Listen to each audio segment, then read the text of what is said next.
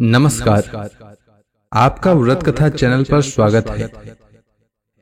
सोम प्रदोष व्रत के दिन भगवान शिव की पूजा करने और विधि पूर्वक व्रत रखने से सुख समृद्धि की प्राप्ति होती है। प्रदोष व्रत के दिन पूजा के समय सोम प्रदोष व्रत की कथा का श्रवण करने से व्यक्ति की सारी मनोकामनाएं पूरी हो जाती है। तो आइए सुनते हैं सोम प्रदोष व्रत की कथा। प्राचीन समय की बात है। एक विधवा ब्राह्मणी अपने बेटे के साथ रोजाना भिक्षा मांगने जाती और संध्या के समय लौट आती। हमेशा की तरह एक दिन जब वो भिक्षा लेकर लौट रही थी तो उसने नदी किनारे एक बहुत ही सुंदर बालक को देखा, लेकिन ब्राह्मणी नहीं जानती थी कि वह बालक कौन है और किसका है। दरअसल उस बालक का नाम धर्मगुप्त था और वह विदर्भ देश का राजकुमार था।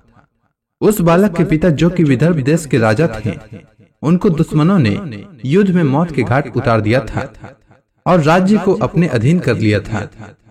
पिता के शोक से धर्मगुप्त की माता भी चल बसी और शत्रुओं ने धर्मगुप्त को राज्य से बाहर कर दिया।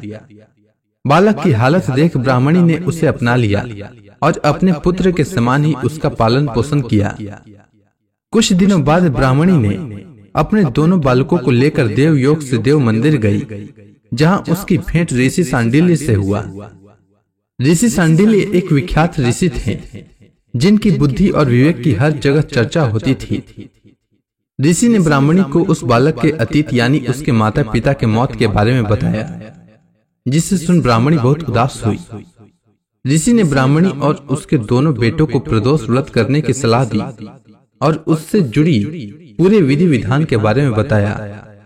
ऋषि के बताए हुए नियमों के अनुसार ब्राह्मणी और बालकों ने व्रत संपन्न किया, लेकिन उन्हें यह नहीं पता था कि इस व्रत का फल क्या मिल सकता है। कुछ दिनों बाद दोनों बालक वन विहार कर रहे थे। तभी उन्हें वहां कुछ गंधर्व कन्याएं नजर आई, जो बेहद सुंदर थी।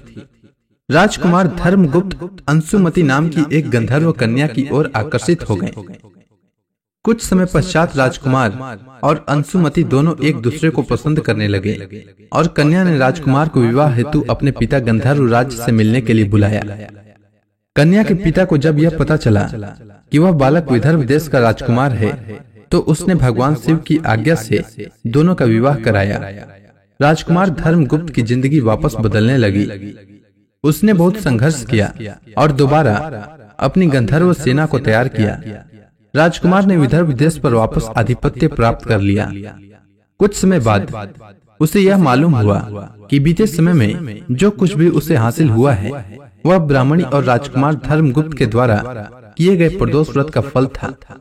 उसी सच्ची आराधना से प्रसन्न होकर भगवान शिव ने उसे जीवन की हर परेशानी से लड़ने की शक्ति दी।